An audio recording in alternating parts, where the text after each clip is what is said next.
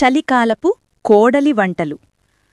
చలికాలం బాగా చలిపడుతున్న రోజులవి. పొద్దున్నే రంగయ్య నిద్రలేచేసరికి ఆకలితో కడుపు మండుతది. సమయం చూసి కోపం బాగా వచ్చిద్ది. సీతమ్మ, ఎక్కడికి పోయావ్ అని అరిచేస్తాడు. సీత బయట నుండి వచ్చి, ఏంటండి ఇలా అరుస్తున్నారు?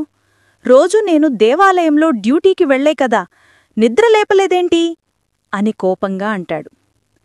ఈరోజు మీకు దేవాలయ డ్యూటీకి సెలవు కదా, గుర్తులేదా అంటుంది. అప్పుడు రంగయ్యకి గుర్తొచ్చి సిగ్గుగా నవ్వుకుంటాడు.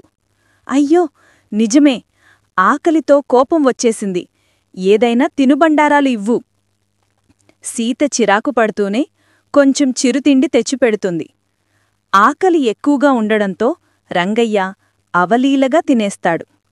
అప్పుడు సీత అడుగుతుంది, ఈరోజు మీకు పుట్టినరోజు కదా, అందుకే వర్షిత రకరకాల వంటలు చేస్తోంది, బయటికి వెళ్ళి చూడండి. బయటికి వెళ్ళగా తమ కోడలు వర్షిత పొయ్యిపై వేడివేడి వంటలు చేస్తోంది. విజయ్ కూడా ఆమెకు సహాయం చేస్తున్నాడు. వారిని చూసి రంగయ్య సంతోషంగా నవ్వేస్తాడు. వర్షితమ్మ, నాకోసమిన్ని వంటలు చేశావా అని ఆనందపడతాడు. తరువాత అందరూ కలిసి భోజనం చేయడానికి కూర్చుంటారు. అప్పుడే సుమా, పద్మ కూడా వస్తారు. అన్నయ్య పుట్టినరోజు అని వర్షిత పిలిచింది అంటారు. వర్షిత చేసిన వంటలు రుచి చూసి అందరూ మురిసిపోతారు. ప్రత్యేకంగా సుమా, పద్మ చాలాసేపు తింటూ పొగుడుతారు. ఇంతలో పద్మ కన్నీళ్లు పెట్టుకుంటుంది. ఏమైంది పద్మా అని సీత అడుగుతుంది. అక్కా, మా ఇంట్లో చలికాలంలో ఇలా వేడివేడి భోజనం ఎవరూ చెయ్యరు. మా కోడలు వండడమే మానేసింది.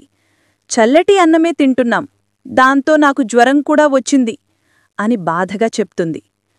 అది విన్న వెంటనే సుమ కూడా మౌనంగా బాధపడుతుంది. వర్షిత చేసిన వంటలు వారి హృదయాలను తాకుతాయి. నీ కోడలి మనసు బంగారం సీతమ్మా అని వారు మెచ్చుకుంటారు. ఈ విషయం ఊరి పెద్దమనిషి మురళి చెవిన పడుతుంది.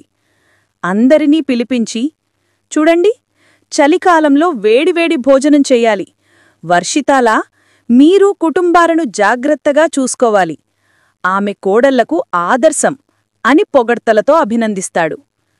సీత, రంగయ్య తమ కోడలిని చూసి గర్వంతో నవ్వుకుంటారు.